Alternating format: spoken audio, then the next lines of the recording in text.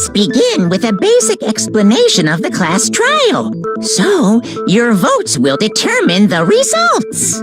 If you can figure out who done it, then only they will receive punishment. But if you pick the wrong one, then I'll punish everyone besides the blackened, and the one that deceived everyone else will graduate. Okay, then. So, first up, let's talk about the murder weapon!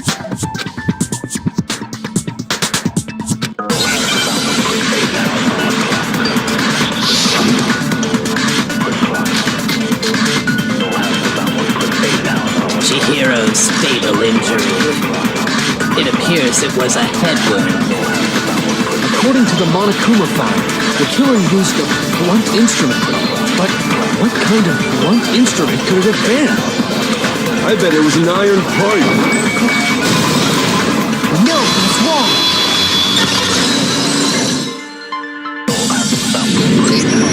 Can we agree that the object that dealt the fatal blow was the dumbbell, found at the scene of the crime? It was covered in blood, and there was nothing else at the scene that could have caused that kind of injury. And the wound on the victim's head is consistent with the shape of the dumbbell. As far as I'm concerned, there's no mistake and no room for doubt on this one. You looked at her head wound? Yay! That's so creepy! If you don't mind, I will proceed from here. Let's move on to discussion of the culprit. Although, I believe the criminal behind this heinous act is already quite clear. What? For real? Chihiro's killer is the fiendish serial killer, Genocide Jack.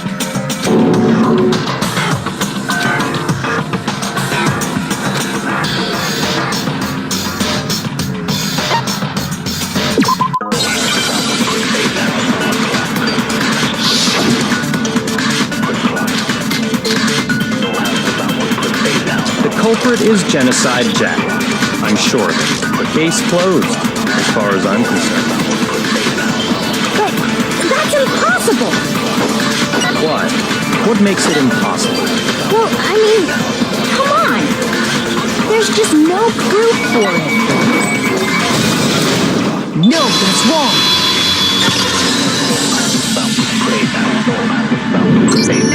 I might know one reason he could be involved. What? I found this file while I was looking around the archive in the library. I guess it's some kind of confidential file the police put together about the Genocide Jack case. What? That's kind of weird as shit, isn't it? What was something like that doing in the library? The why of it is probably more trouble than it's worth, so let's forget about that for now.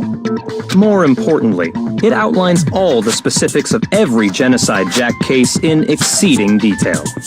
According to the file, there appear to be two defining characteristics in every Genocide Jack case. The first is that a bloody message is found written at the scene of every murder.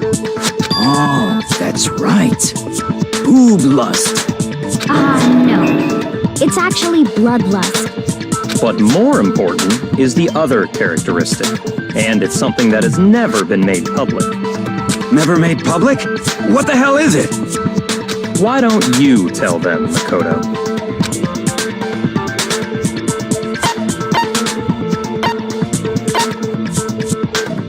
I got it! Apparently, in every Genocide Jack case, the killer suspends the body in a certain way. Other than the killer, the only people who know about this are the higher-ups in the police department. However, Chihiro was most definitely suspended in the same way. So, how did the culprit know about this when only high-level police officials were aware of it? There's only one logical answer I can think of. It's because the culprit in this case is the real Genocide Jack. No. You're saying Genocide Jack is one of us? Yes, in fact, it's Toko.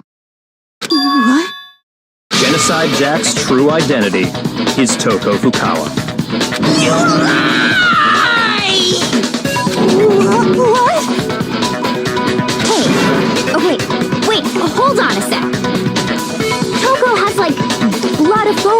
or whatever, remember? What kind of serial killer is afraid of blood? Is Toko Genocide Jack? The answer is yes and no. Another riddle? Man, why is this gotta be so complicated?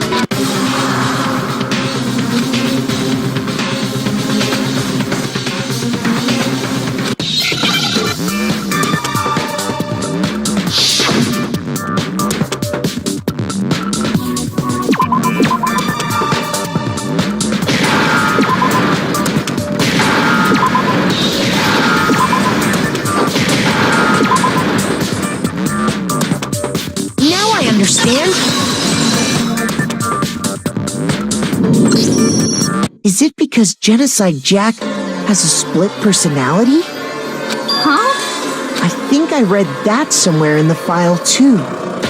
They thought that the suspect might have, what did they call it? Dissociative identity disorder. Oh, okay. But still, to go and say that about Miss Fukawa is... Perfectly acceptable. Toko's strange behavior after seeing the body is proof enough that she has a split personality.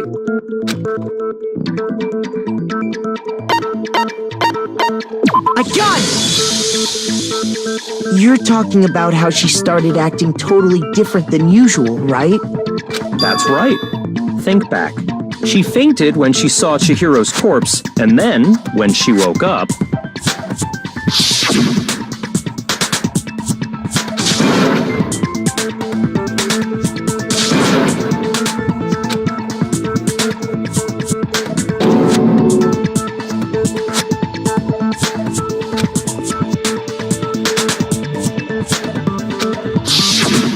She was acting funny, that's for sure. That melancholy tone of hers completely disappeared. Don't go assigning adjectives to my tone without permission. Not to mention, once she regained consciousness and saw Chihiro's body again, she was utterly calm. In other words, within her is one personality that can handle blood, and one that obviously can. So when Toko trapped herself in her room, it's because she was scared of Genocide Jack?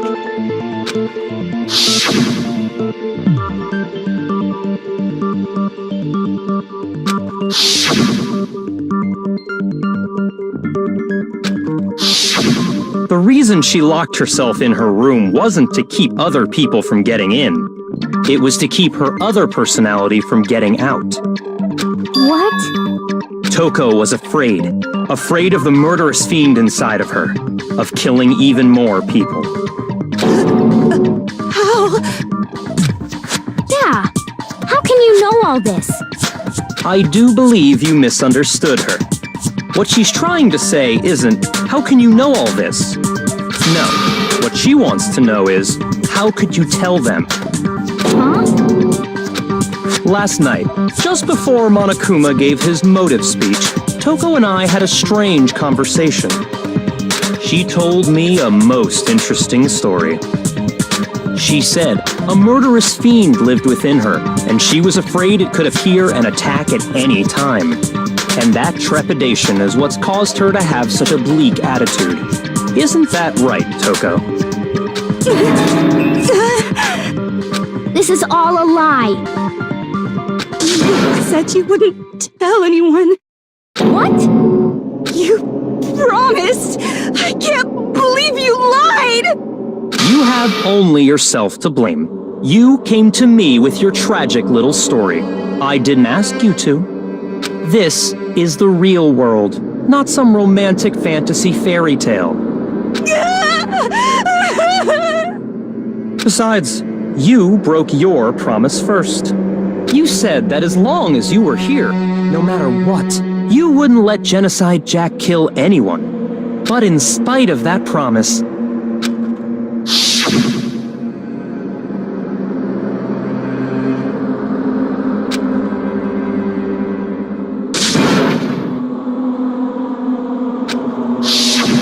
You said if I kept my promise, you would go out with me.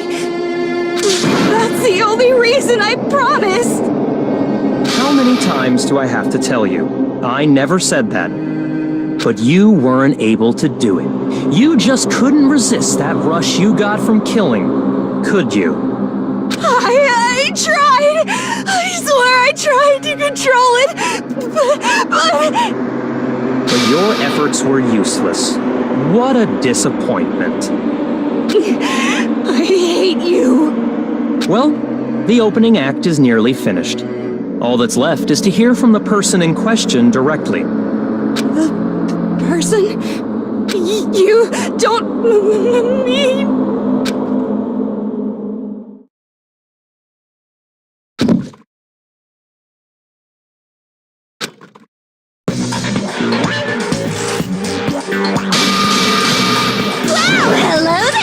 Is it me you were hoping to see?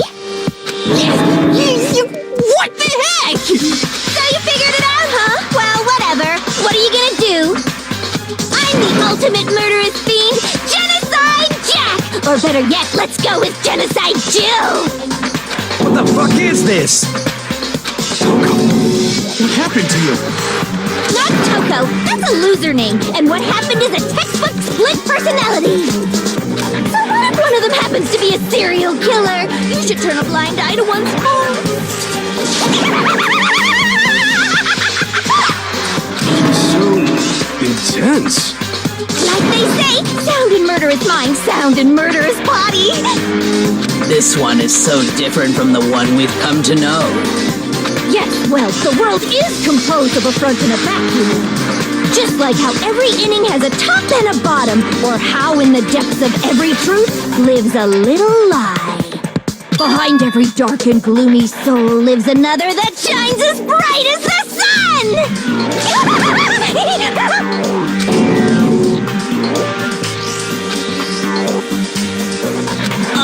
Miss Jack, Jill, can I ask you a question? What's up? Some of us think you might be the mastermind behind our entire situation. What are your thoughts on that? Well, I'll tell you, I am the mastermind of all masterminds! Just kidding! Then it's not true? Of course it's not true! How dare you try to link me to that creepazoid!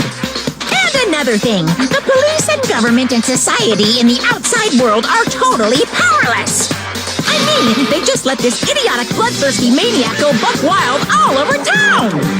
Sure, I'm a bloodthirsty maniac, but life is pain, right? To live is to hurt other people. It's a necessary evil if you want to survive. The act of living itself causes pain for everyone.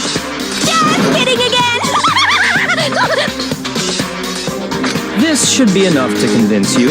This murderous fiend is responsible for Chihiro's death. There's clearly a motive, so there should be no doubt. A motive? Remember what Monokuma told us? If someone didn't murder and graduate within 24 hours, an embarrassing memory or secret would be revealed. Well, let's assume that Toko's secret was about Genocide Jack.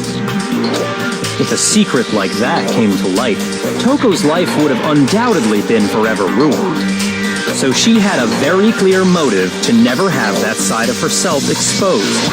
Interesting. Very, very, very interesting. But sorry, as much as I hate to admit it, I'm not the culprit. Huh?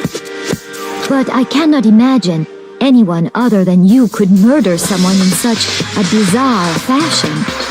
Maybe so, but nevertheless, it's the truth. Do you really expect any of us to believe you? Yeah. I could never believe a word you say, you monster.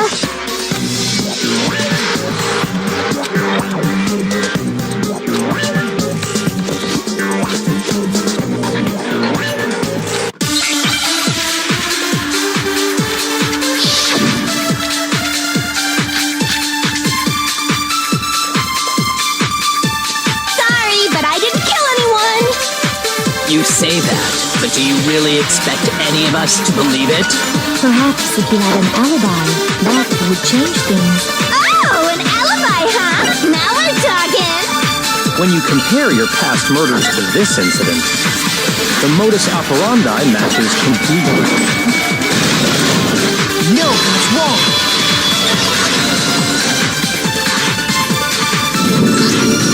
Are the methods of murder really exactly the same? I'm not so sure about that. I think there's a slight difference between the Genocide Jack cases and this one. Huh? How's it any different? Uh-oh, you don't know?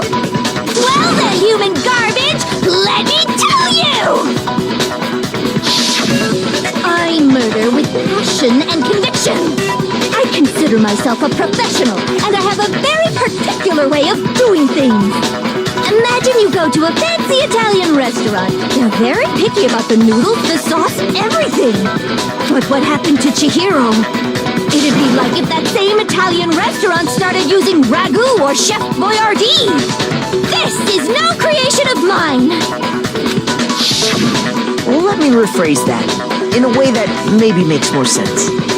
There are two clear differences between the Genocide Jack cases and this one. I got it! For one, the cause of death is different. In the Genocide Jack murders, all the victims were killed the same way. According to the case file, they were all apparently killed with a pair of scissors. But Chihiro died from a blow to the head, right? Ah, yes.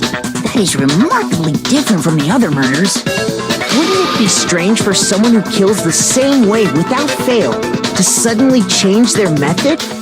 And there's more. One more conflicting detail. That's right! In my recipe of murder, if the bloody message is the tortellini, then the arrangement of the body would be the pesto sauce! Can you please stop comparing killing people to cooking? So, are you saying the other difference has to do with how the body was arranged?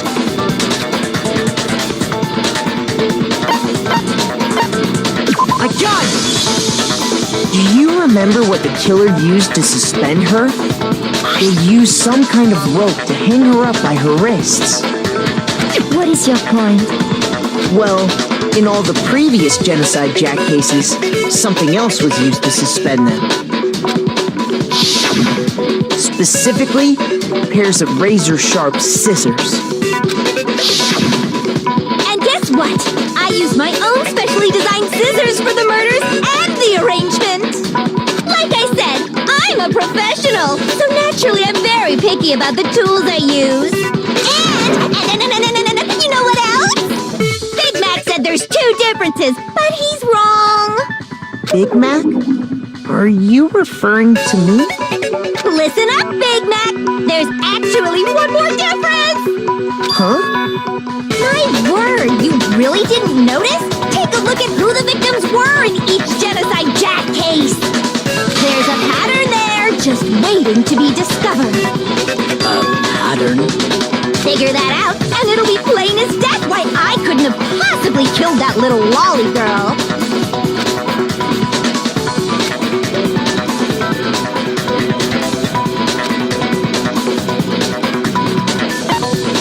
I got it! Is it because Chihiro was a girl? Bingo! Bullseye! Right on the money!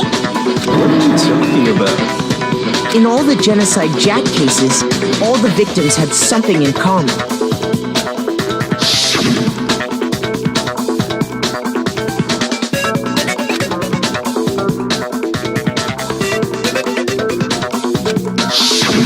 They were all guys? That's right! The people I killed with such passion and conviction are all adorable little men!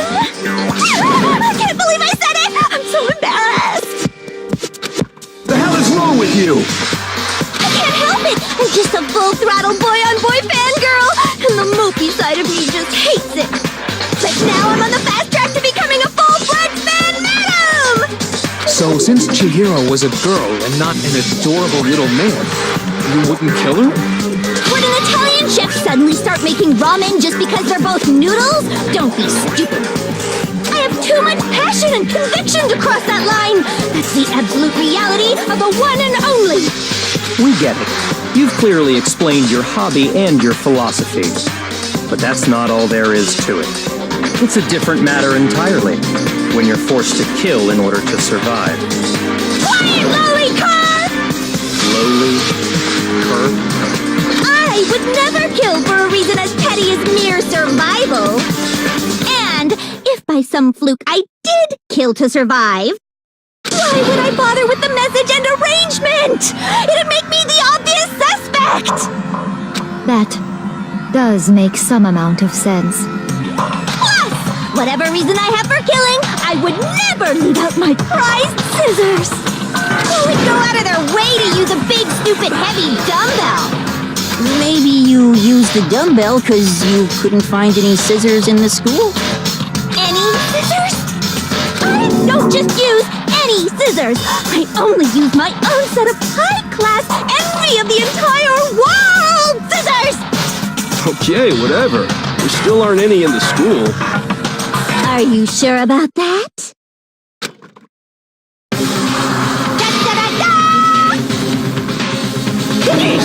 She's fully equipped! That's right! So I can kill anywhere, anytime! Why would I resort to dumbbells or rope when I have my trusty scissors by my side? Go ahead, tell me I'm wrong, you can you gutter dogs, all of you! Not to mention, I have no clue how to tie a good knot! So rope's totally out of the question anyway! I have no idea what's going on anymore. Could such a heinous villain really be innocent? But the body really was suspended, right? And nobody but the police knew about that. Yeah! That's why we figured it had to be the real deal, and not some copycat killer or whatever.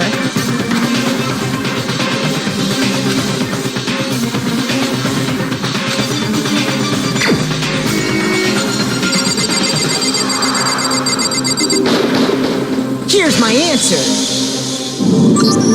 Byakuya, it's possible you could have found out, isn't it? You'd have no problem gaining access to classified government documents or internal police records. Plus, you've already looked through the Genocide Jack file before this all happened, hadn't you? Are you saying Mr. Togami did it?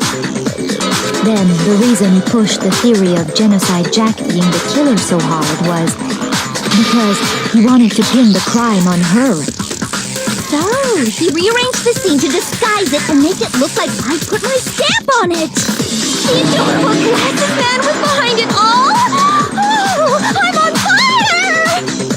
Well, Byakuya, what's your response? I see. So now the suspicion falls on me. Then I must ask, when would you say I began acting suspicious? Surely you must have an answer.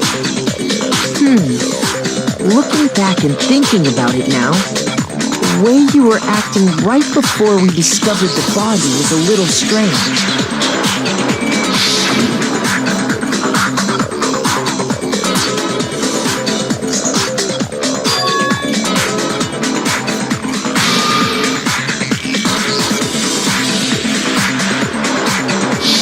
You wanted to go to the girls' locker room right away, right?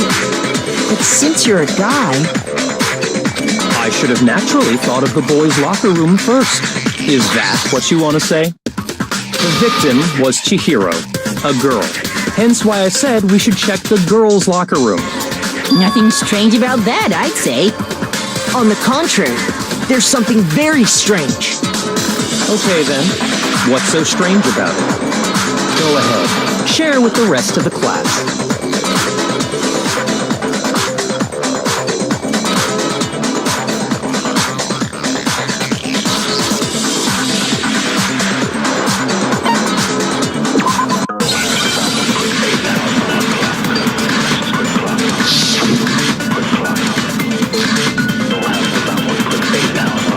So, you said Byakuya was acting kind of weird before we found the body.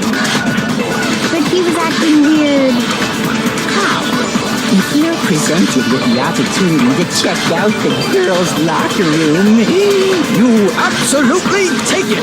That's a natural reaction for any guy! The victim was Chihiro, who was... No, it's wrong.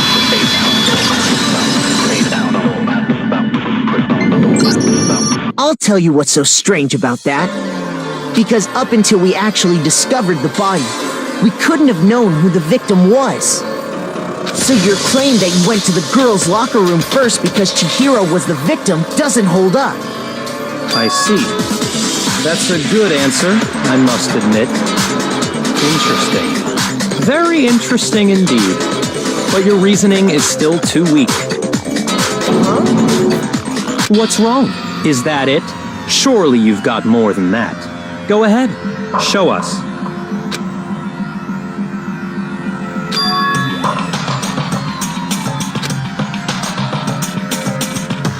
What's the matter? You're not finished already, are you? There must be more to it. There is.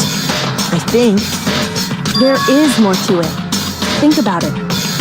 We just talked about the differences between this case and past Genocide Jack incidents. The proof you're looking for is hidden in there. Oh? Proof that I'm the culprit, you mean?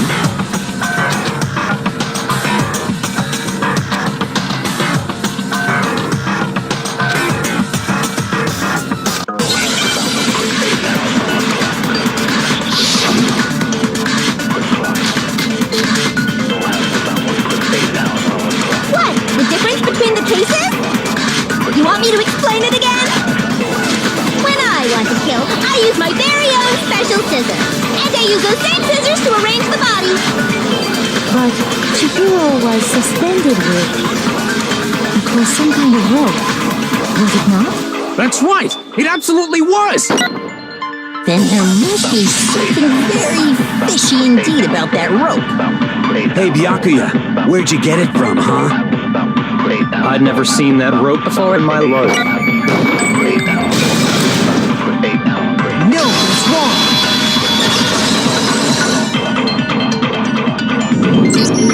Actually, I'm pretty sure you have seen it before. Because, you see, that rope, or should I say, that extension cord? What? An extension cord?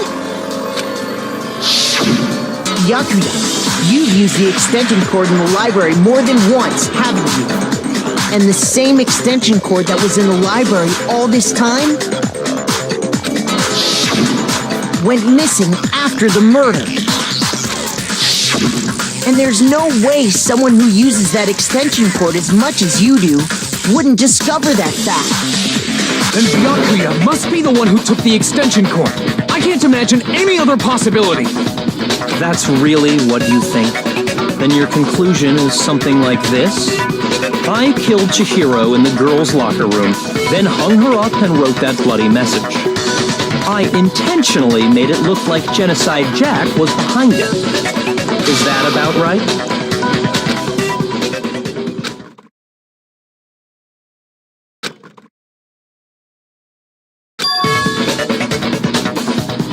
What's wrong? I asked you if you think that's what happened. Hell yes, that's what happened. So that's it, right? Byakuya's the killer. I don't disagree with not disagreeing. He kept calling this a game, right? So he'd be totally willing to do something like this to win. Sorry, but could we hold on just a second? I think we need to talk about this a little more. Do we really need to? We've already decided who did it. I know, but still, there's something that's still bothering me. Is that right? And what, pray tell, is still bothering you? I killed her in the girls' locker room, then disguised my crime. Specifically, I dressed it up to make it look like it was the work of a homicidal psychopath. What about all that bothers you?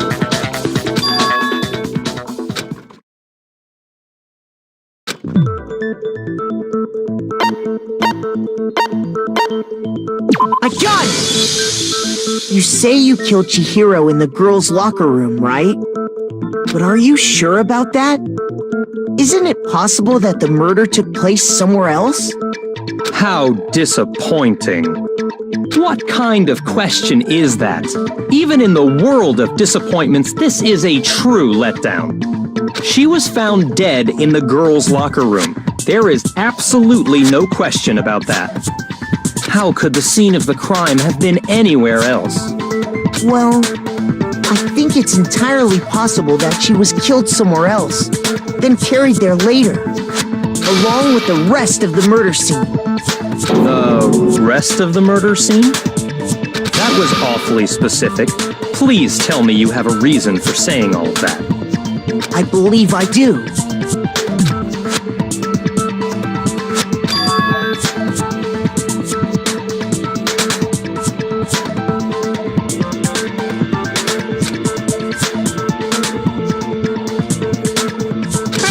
Don't just move on without permission! What do you mean she was killed somewhere else? Come on, Makoto. If there's any chance the murder took place somewhere else, let's see the proof.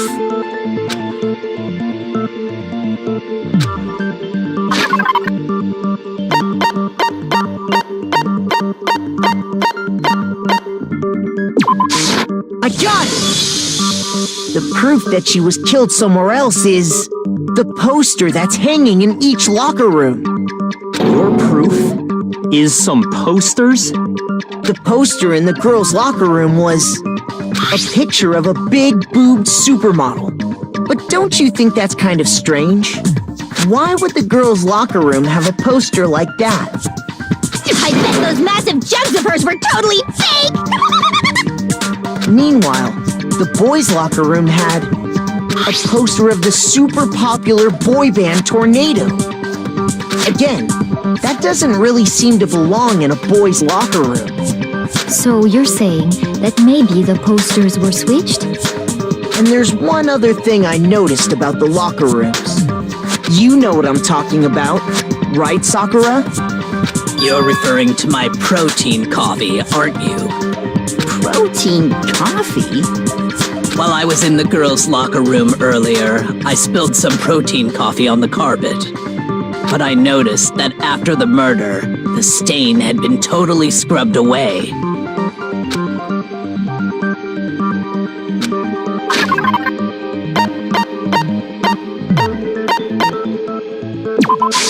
I got it! The stain on the girls' locker room carpet wasn't scrubbed away. In fact, I found it on the boys' locker room carpet. That's definitely the stain from my protein coffee. Then, does that mean that the carpet was switched too? But why would anyone do that? To move the murder scene from one locker room to the other. It's certainly plausible, don't you think? What? In other words, in order to completely swap the scene of the crime, the blood-stained poster and carpet were moved along with the dead body. By doing this, the killer was able to change the entire room where the murder took place. I can certainly follow your reasoning, but why would the culprit bother doing that? Huh? Why would they go through all that trouble of switching the scene of the crime? Actually, an even bigger question. If the murder did take place in the boys' locker room, then how did Chihiro get in the boys' locker room in the first place? To get into the locker rooms, you have to swipe your e-handbook across the card reader device. But Chihiro's handbook should have only allowed her access to the girls' locker room. She had no way to get into the boys' locker room to begin with. Bro, she did have a way, and I can tell you what it was. I highly doubt that. Shut up! I'm telling you, I know how she could have done it.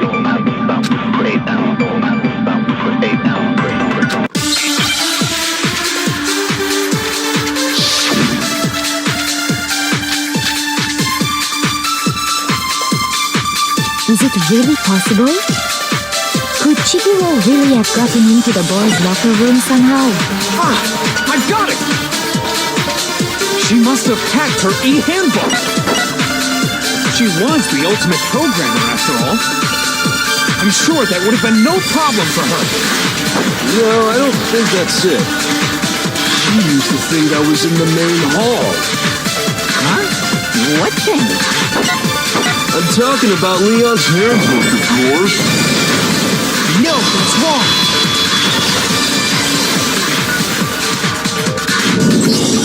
No, I don't think Chihiro used Leon's handbook. Why not?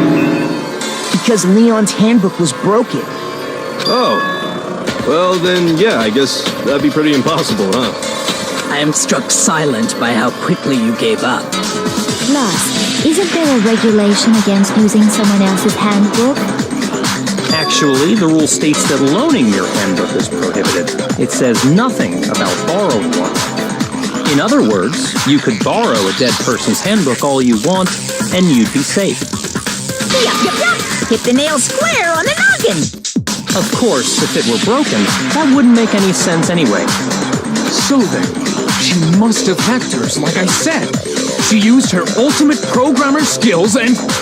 Psst! You can't fix an e-handbook. The instant you open one up, a security buzzer starts blaring. So, if she didn't use Leon's handbook, and she didn't modify her own handbook... Maybe Mr. Naegi's initial assumption is just wrong? It seems like there's no way she could have got into the boys' locker room. So I guess so. Okay then, I vote for Byakuya.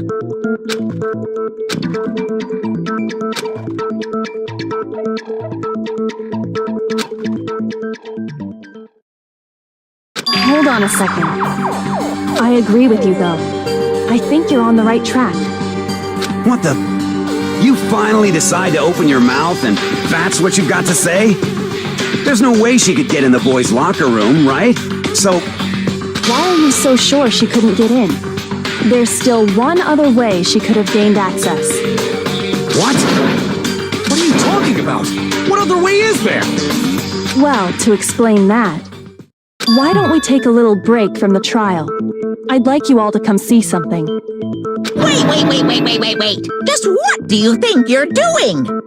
Don't worry. This'll make the whole trial more exciting. I'm sure that thought must please you. Huh? It'll make things more exciting?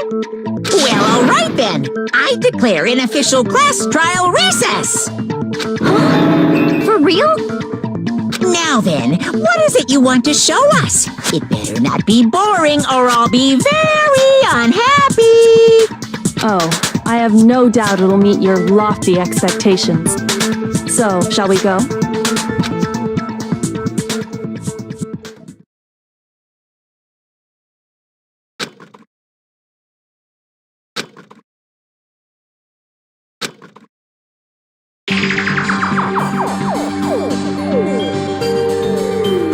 The girls' locker room? We've already searched this place top to bottom! What are you trying to pull, Missy? I'd like you to examine the victim's body one more time. Be sure to examine the entire body very carefully. Take your time. Examine her carefully? Like using our hands? No way! It's probably best if I don't run my hands all over a girl's dead body. It's not that I'm freaked out or anything, it's just... based on religious grounds, you know? Very well. I'll do it. But you're a girl. You shouldn't have to touch a dead body. Just let one of the boys do it. No, it's okay. I think Chihiro would rather have a girl examine her. So just leave this to me. Sakura. What is this? Some kind of secret girl-on-girl action? Is that what you two are about? That's not it at all. Stop screwing around. Okay, here I go. I'm sorry, Chihiro. Please excuse the intrusion. Be sure to check her entire body, and I believe we will solve this particular mystery. Her entire body? I know you say that, but... What?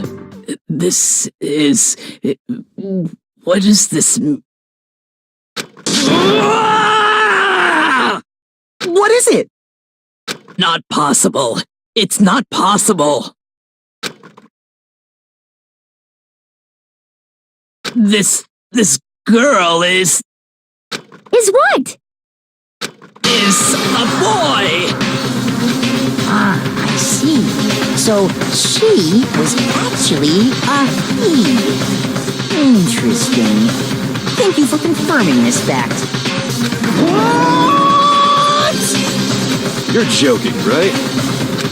I wouldn't joke about this.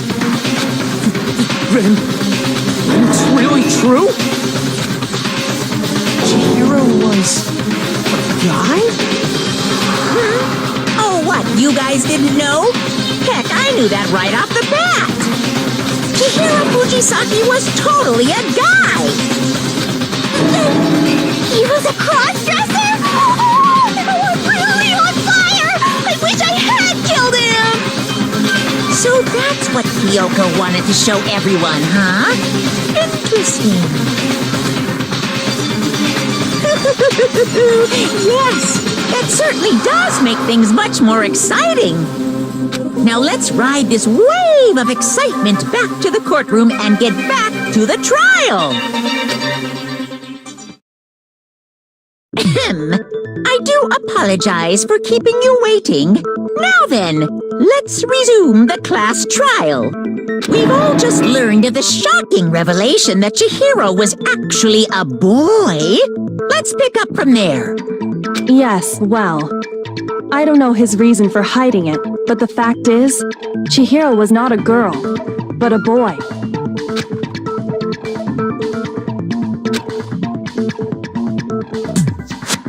And because the victim was male, he would have had no problem gaining access to the boys' locker room.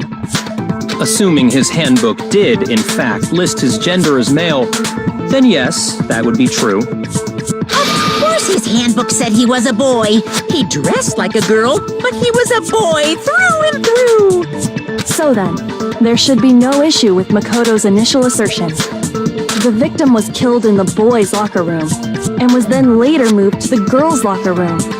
And the killer could have easily used Sayaka or Junko's handbook to get into the girls' locker room. So Chihiro really was killed in the boys' locker room?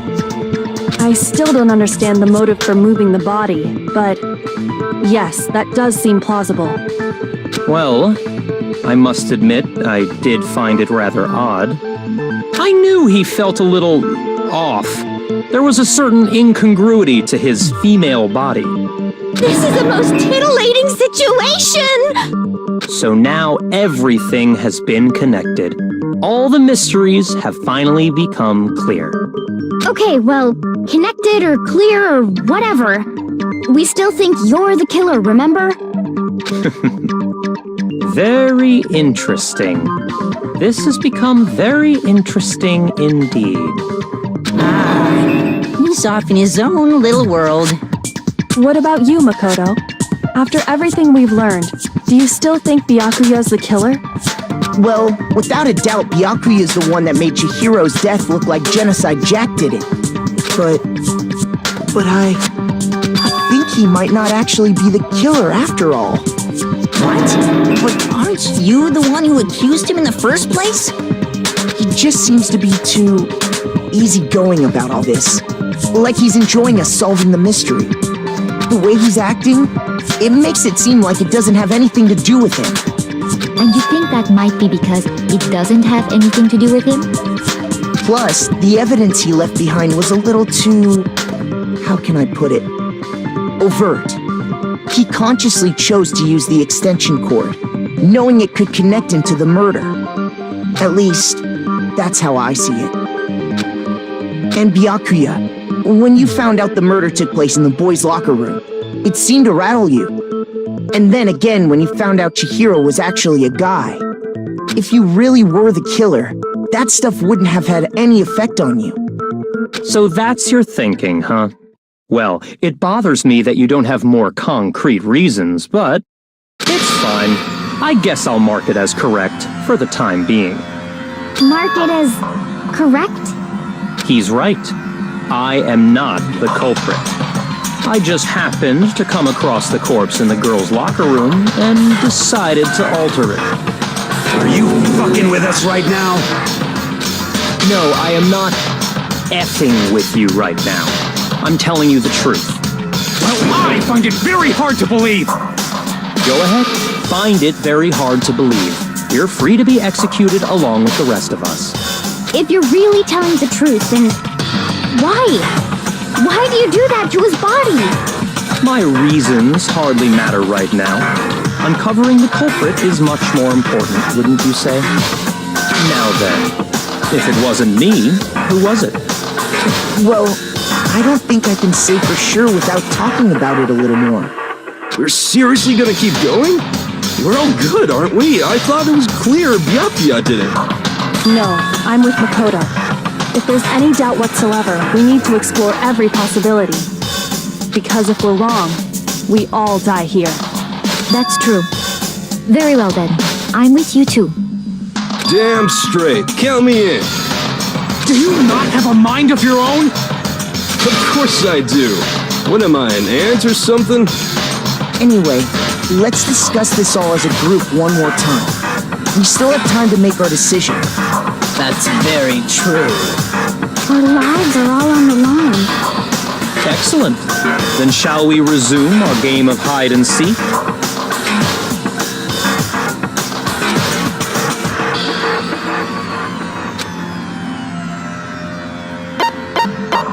I got it!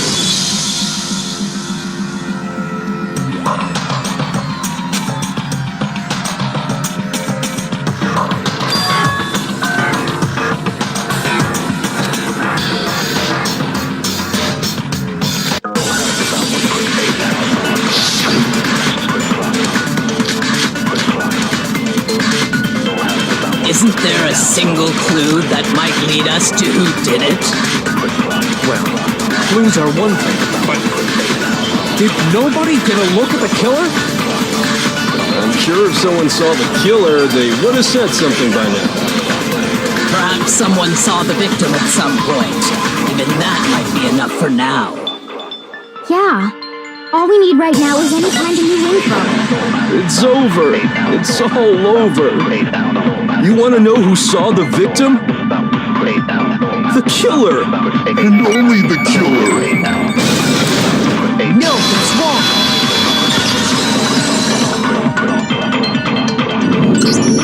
I believe someone else did see the victim before he was murdered. What do you think, Celeste? Now that you mention it, yes. I did see him. Really? Oh, but I suppose only Makoto knows about this. The rest of you had no idea, did you? That is why you're all making such ugly noises. Whatever! Just hurry up and tell us! It was last night, right before nighttime. I saw Chihiro in the dormitory warehouse. I saw him stuffing a track jacket into a duffel bag. And then, I assume, he headed off to exercise. A track jacket and a duffel bag? But we didn't find anything like that at the murder scene. It seems likely that the culprit destroyed them to get rid of any evidence. And that is when he said something that struck me as rather odd.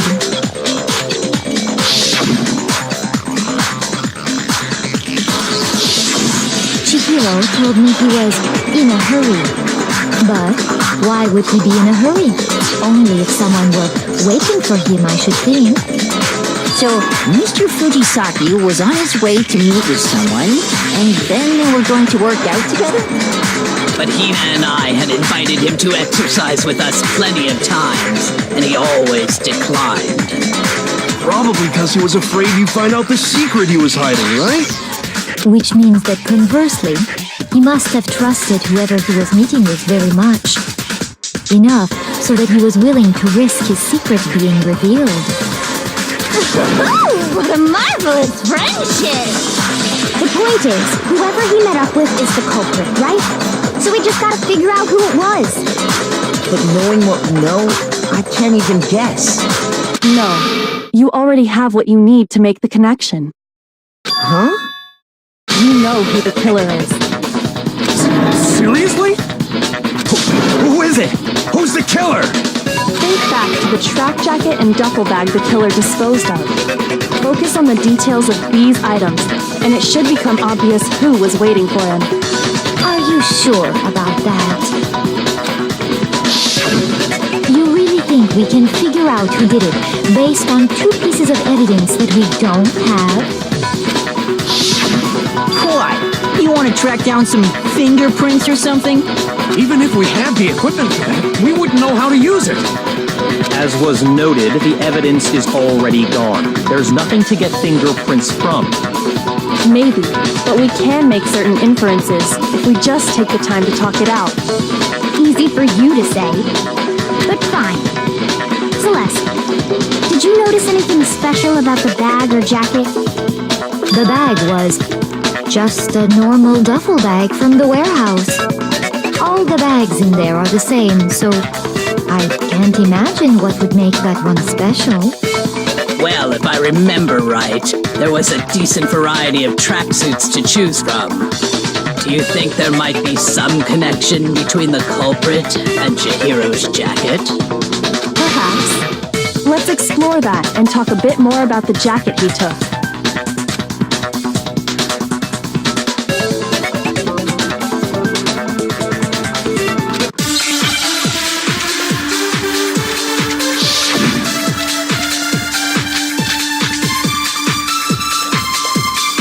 First of all, we know where Chihiro was headed. He was on his way to go exercise. So next we have to ask, why did he choose the specific tracksuit that he did? What do you mean, the specific tracksuit? I got it! He picked that tracksuit because it matched the one the culprit was wearing. So, what you're saying is, the killer was wearing the same blue tracksuit as him? No, that's wrong.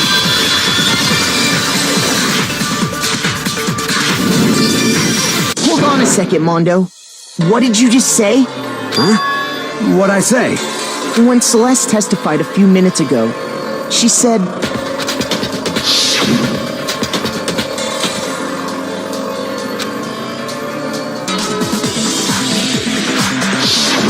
She never said anything about the jacket's color.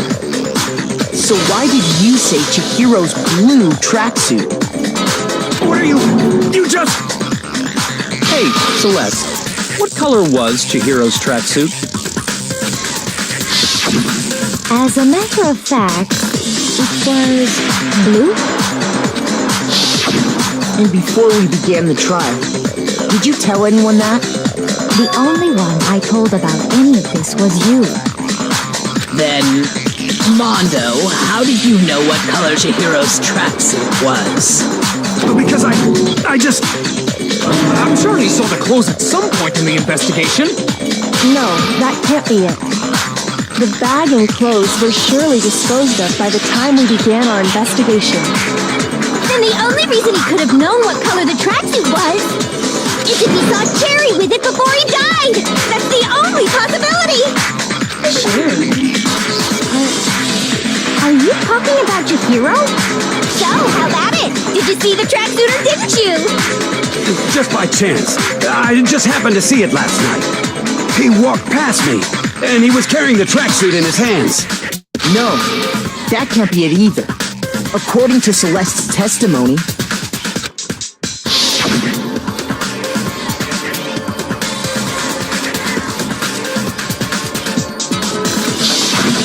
When Celeste noticed it, Chihiro made a point of making sure the jacket was completely in the bag. If you just ran into him briefly, you couldn't possibly have seen what color the tracksuit was. It would appear you've dug your own grave. Perhaps. But you handed him the shovel, didn't you? That's why you said what you did. Focus on the tracksuit and it'll be obvious who he met with? What a bunch of nonsense. Ah, now I understand. It was all one big bluff, wasn't it? Your true intention was to draw a slip of the tongue from the culprit. That's why you said you knew who did it, to put them on edge. That's right. However, Mondo was my target all along. I had my suspicions about him from the very beginning. But why? What made you so suspicious? That's a good question. There was a certain turning point that tipped me off. Maybe you didn't notice it, Mondo, but you tend to refer to men and women differently. You only call guys dude. For girls, it's chick. And after he was killed, you happened to refer to him as Dude. Once I picked up on that, it occurred to me that Mondo knew something we didn't. Did you notice such a tiny detail? Are you a witch? She's a witch! You're positively frightful! No, I'm not the frightful one. Not nearly as frightful as someone capable of murdering a friend. Mondo, was it really you? Did you really kill Chihiro? I didn't kill anyone! You've been all over me, judging everything I say, putting words in my mouth. What gives you the right to treat me like a goddamn criminal? Yeah! You would never do something like that! This is a false accusation! It's true. My reasoning on that is pretty shaky. That was fast. Well, this does present us with a problem. It seems we are all out of leads. My time has nearly come. That's what my little ghost friend is telling me. Oh yeah, that reminds me. Hifumi, weren't you telling me you found some evidence? Really? What kind of evidence? Actually, no. Now that I'm thinking about it here calmly, it might not be all that relevant. Jeez, does your confidence just get up and walk away? It's fine, man. Just tell us. If you really insist, then... here it is. What do you have there? It happens to be an e-handbook. I found it laying on the ground, so I scooped it up.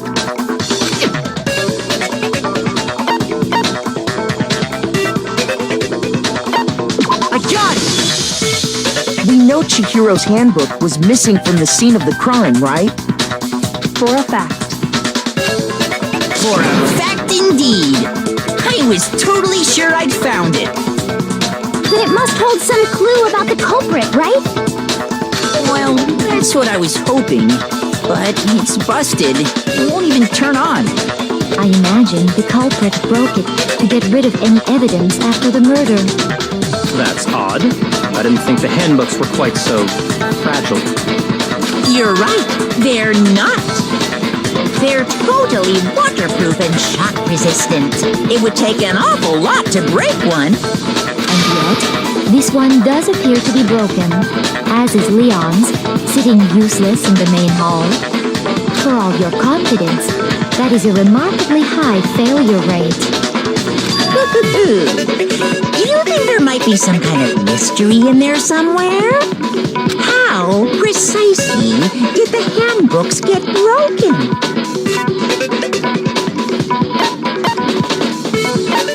I got it! You already told us before that the handbook has one weak point, didn't you? Yeah! You remember that?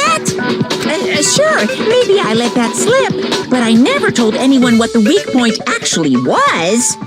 But if the handbook is supposed to never break, and two of them broke in quick succession, then we can only assume that someone's figured out its weakness. You know what the weakness is, right, Monokuma? So, what is it? You're asking me? I think it's a necessary piece of information if you want this to be a fair trial. But if I tell you, and someone else decides to copy it, that would be very not good. Just tell us already! Why would we want to break our own handbooks? Oh well, I have a weakness for pushy demands. But you're sure you won't follow their example? Then allow me to make a special announcement. The weak point of my cutting-edge e-handbook is... when it's exposed to high temperatures for too long, it will suffer a meltdown and totally break! I flippin' knew it! You knew it? Yeah, because I found the handbook laying on the floor of the sauna. The temperature in the sauna can reach over 200 degrees. Strange how you don't get burnt, huh? It's because as your sweat evaporates, it creates a cooling layer of air around your skin. If the hot air of the sauna were somehow pushed directly onto your skin, you'd definitely get fried. That layer of air would get blown away. That's why you may feel a burning when you move around. So when you're in a sauna, make sure to keep nice and still. Interesting. I learned one new fact today. That is a mere trifling speck of knowledge. Anyway, if you found the victim's handbook in the sauna, then the killer must have been purposely trying to raise its temperature in order to break it. Meaning the culprit somehow knew its weakness. But how'd they find out? Monokuma said he didn't tell anyone, right? Indeed. Quite the mystery. What if they found out by accident? What do you mean by accident? What if the killer took their own handbook into the sauna, not knowing its weakness, and it broke? They'd realize it was broken, of course, and it wouldn't be hard to figure out why. And once they had Chihiro's handbook, they knew they had an easy way to dispose of it. I won't say it's not possible, but who would have done something like that? I don't know of anyone who took their handbook into the sauna. I might know someone who did. Whoa! Seriously? I think the one who may have taken their handbook into the sauna was...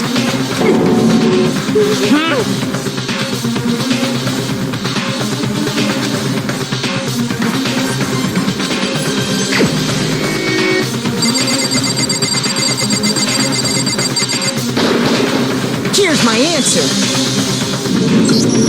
Mondo, your handbook got broken in the sauna, didn't it? What? Why?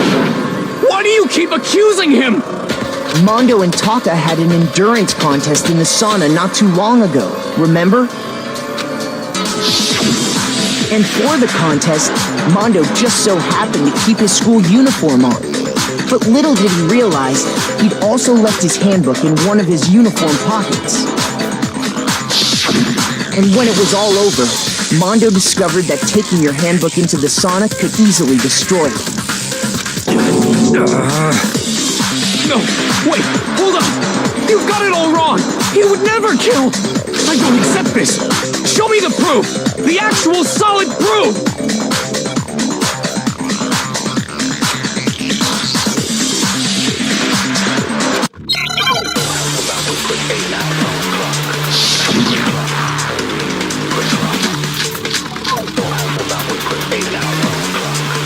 Let's test Makoto's assertion.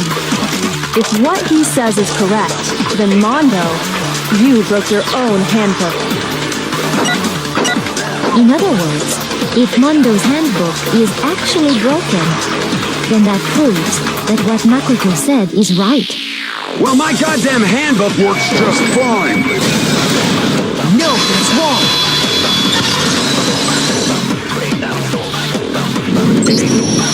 Mondo, the handbook you have right now, is it really yours? The fuck is that supposed to mean? The broken handbook that was in the main hall, isn't that one actually yours? What the heck are you talking about? What I mean is, I think Mondo swapped his handbook out for one that actually works. I think he took Leon's handbook and replaced it with his own. After all, Monokuma said himself that Leon's handbook never should have broken. That's right! The punishment it suffered wasn't nearly enough to destroy it. So then, the broken handbook in the main hall is actually Mondo's, which would mean that the handbook Mondo has right now is actually Leon's, yes? But doesn't that violate the school regulation that says loaning out your handbook is prohibited? Well, here's how I look at it. There is a rule about loaning your handbook to another student, but if they're dead, they're not a student. It's kind of a gray area, I admit, but no worries. If anything, it just makes things more interesting. As such, I decree that exchanging handbooks with a corpse is not a violation of the rules. Well, Mondo, if I'm wrong about this, you're welcome to say so. I'm happy to admit I made a mistake, but... Son of a bitch! What's wrong, bro? Come on! Tell him he's wrong! You are wrong! You have to be wrong! Everything you just said is wrong! You made it all up! Okay, then why don't we look back on this case one more time, from the beginning? That way, everything will become clear, and we'll all see if I was right or wrong.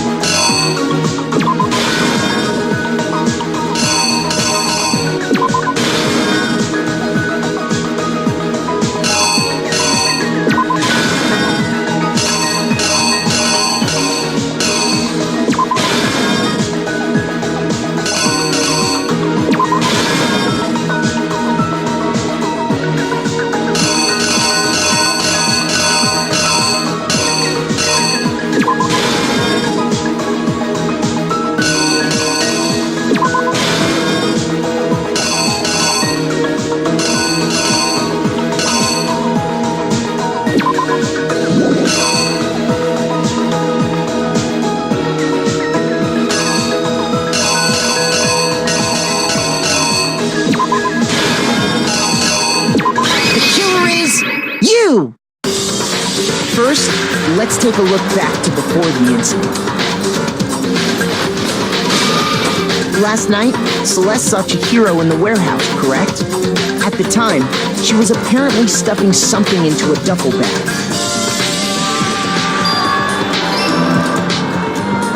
That something was a blue tracksuit. You can confirm this, right, Celeste?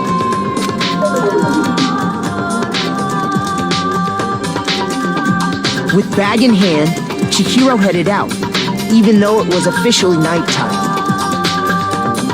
She made her way to the locker room, specifically the boys' locker room.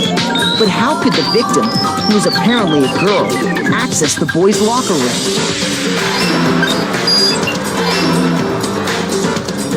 Simple, because she was really a key.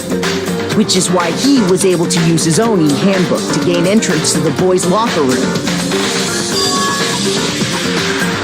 Once inside, he met with someone there. And the person he met was the one who killed him.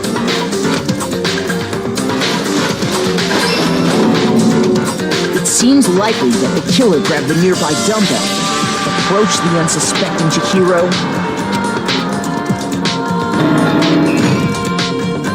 attacked him. And that's where the bloodstains on the poster and carpeting in the boys' locker room came from.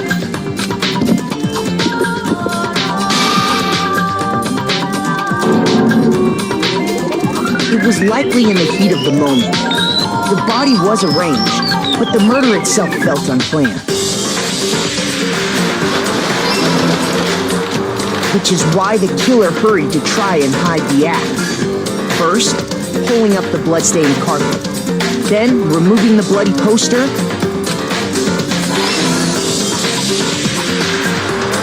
And finally carrying the corpse into the girls' locker room. A girl's handbook was necessary to get into the locker room, of course. But this alone doesn't prove that the killer was necessarily a girl. After all, Sayaka and Junko's handbooks had been placed in the main hall. Using one of those, a boy could get into the girls' locker room without much problem. And that's exactly how the killer did it. With the carpet and the poster they brought with them, they got to work. They changed the layout of the boys' and girls' locker room in what you might call a crime scene switch. That could have been the end of things, but no.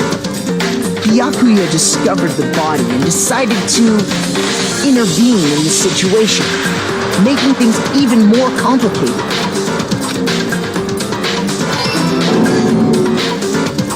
So, after stumbling on the crime scene, He went and grabbed the extension cord from the library, and then he got to work. He used the cord to string up Chihiro's lifeless body.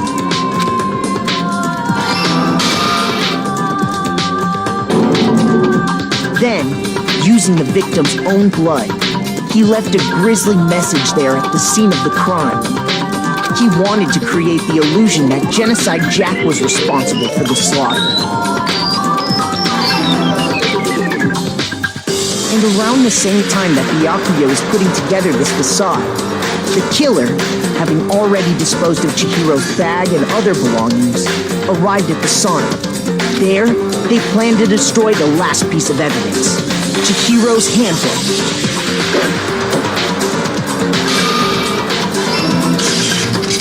And just as the killer expected, the steamy sauna was enough to ruin the electronic gadget. Somehow, the killer knew that the handbook couldn't stand up to the heat of the sauna. And the reason they knew that is because the sauna had already wrecked their own handbook. And that's how it all played out. Isn't that right, Mondo Arata?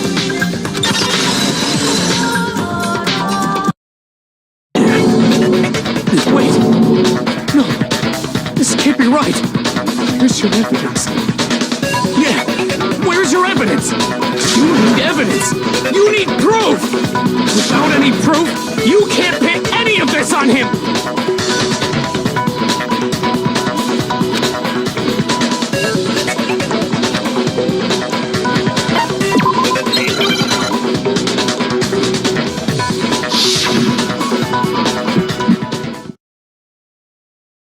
Show me some evidence! You're wrong! I won't listen! I refute you! False! Show me some evidence! I won't listen! I refuse to vote! Show me some evidence! You're wrong! I won't listen! I refute you! False! Show me some evidence! I won't listen! You're corrupt! I refuse to vote! I refute you! False! Show me some evidence! I won't listen! Show me some evidence! This should prove it!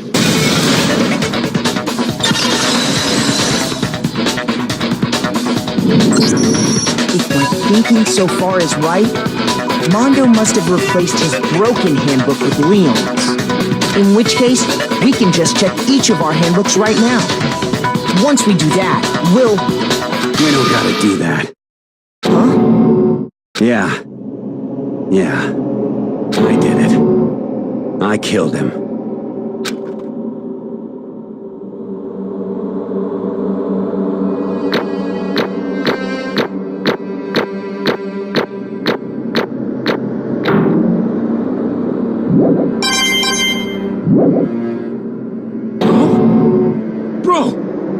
What are you saying?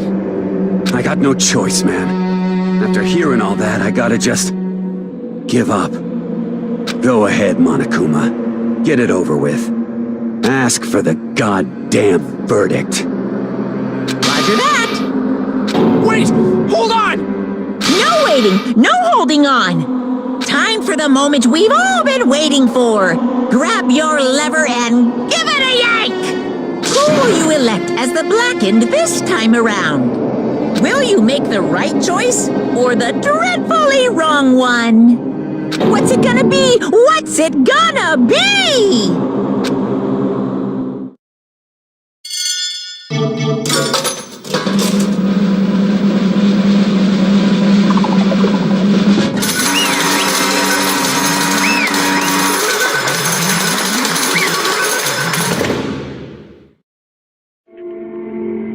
What?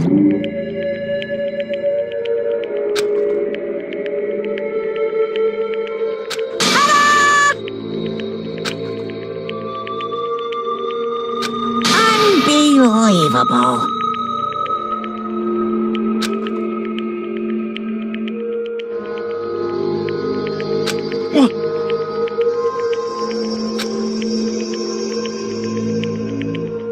Sorry. What is this?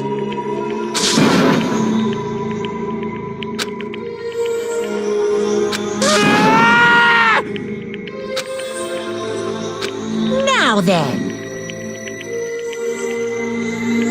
Actually...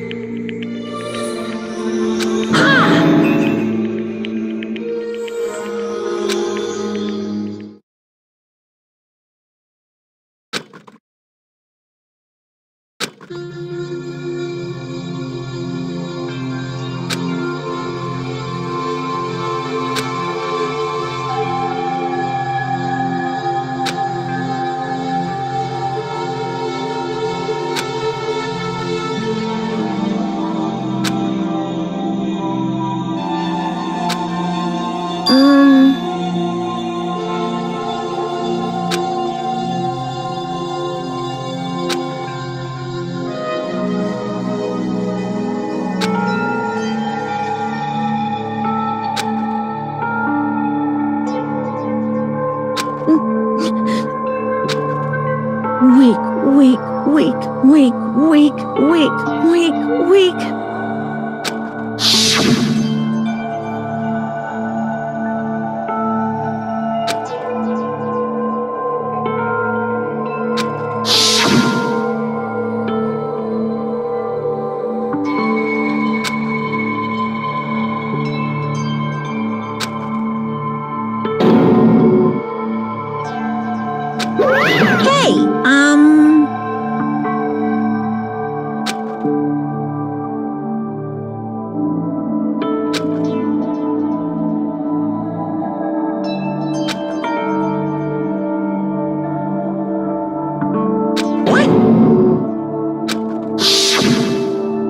I'm sorry.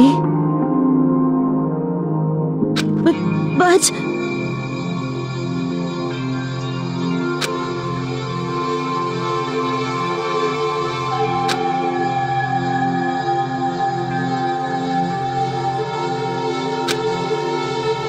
That's right.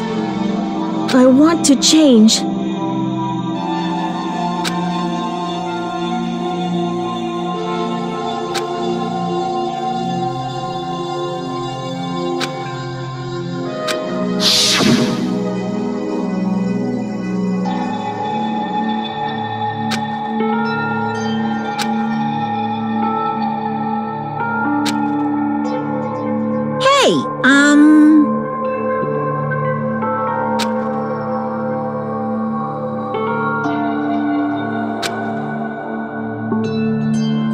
Yeah, that's right.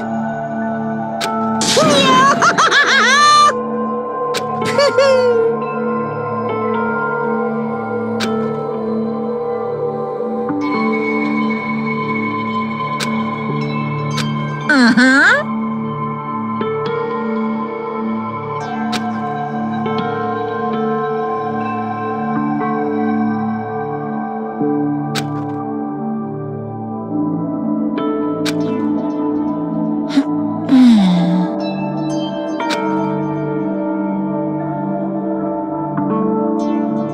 Correct.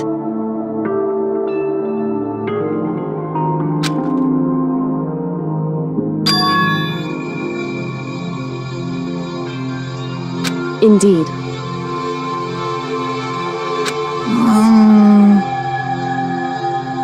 Certainly.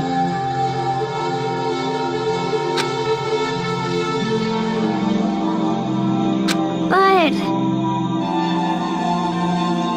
Because...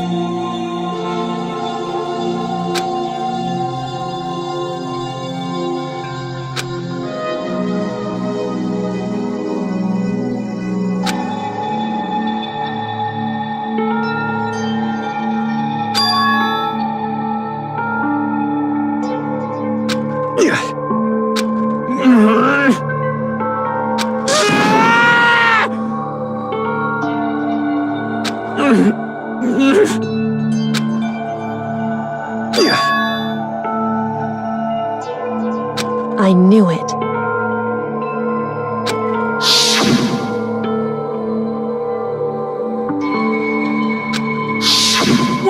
What is this?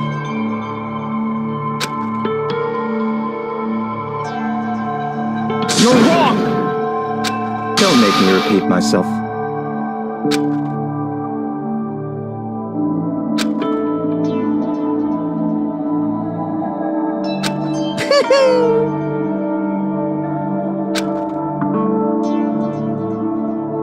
Hey,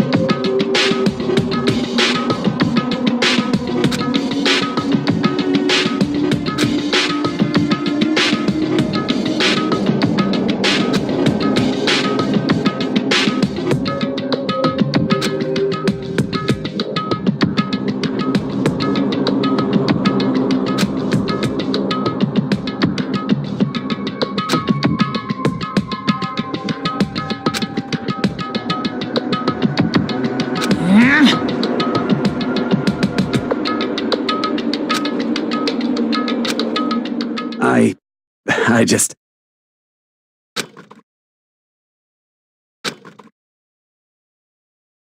Don't fuck with me!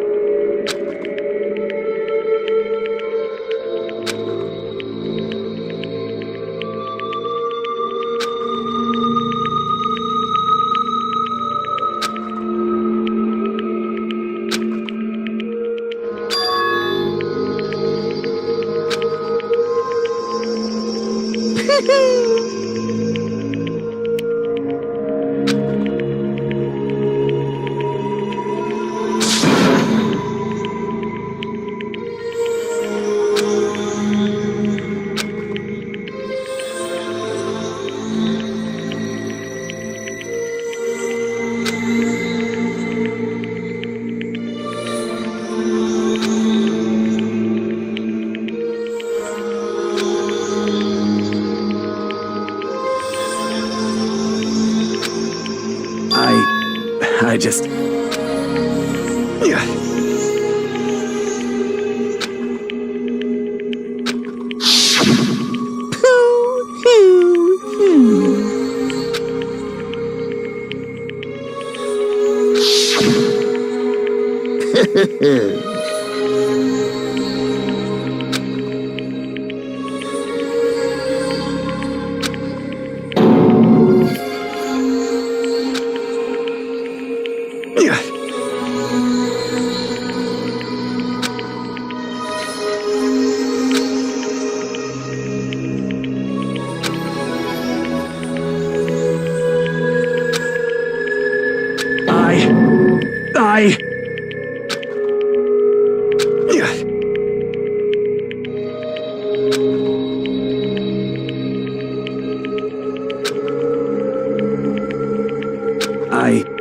I just...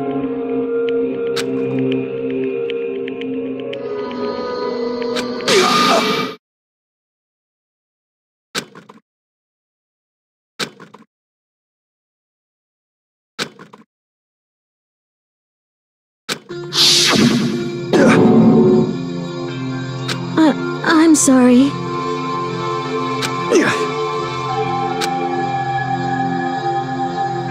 Huh?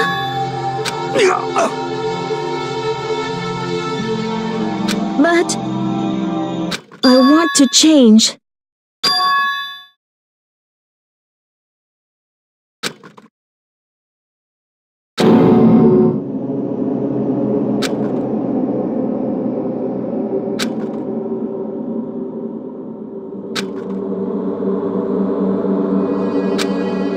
You piece of...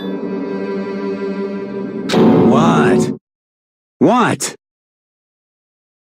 Huh?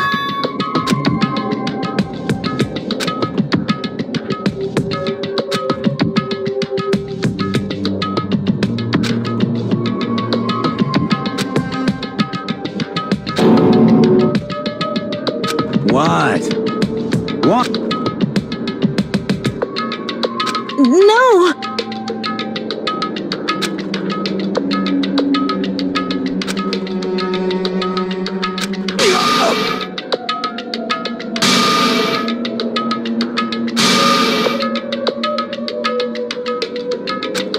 What's wrong? Damn you! I just wanted to... Yeah, that's right.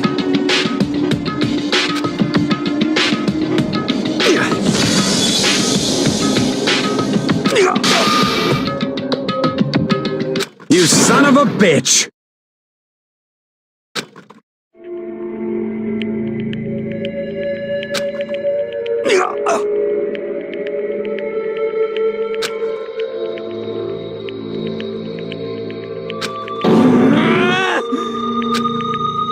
I killed him. I killed Chihiro. Even after all this time, I'm still just as weak as I've always been.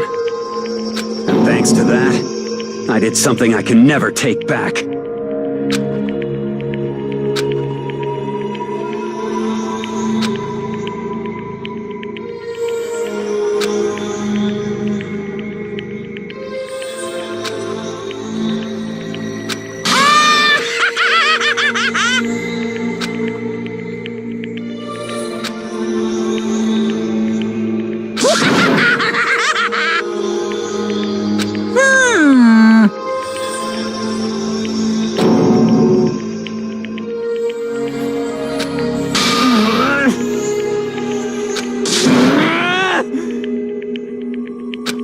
Yep.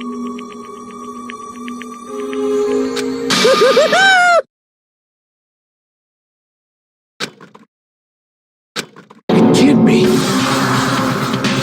Well now, well now, well now, well now. Ridiculous. Now then, I prepared a very special punishment. Let's give it everything we've got.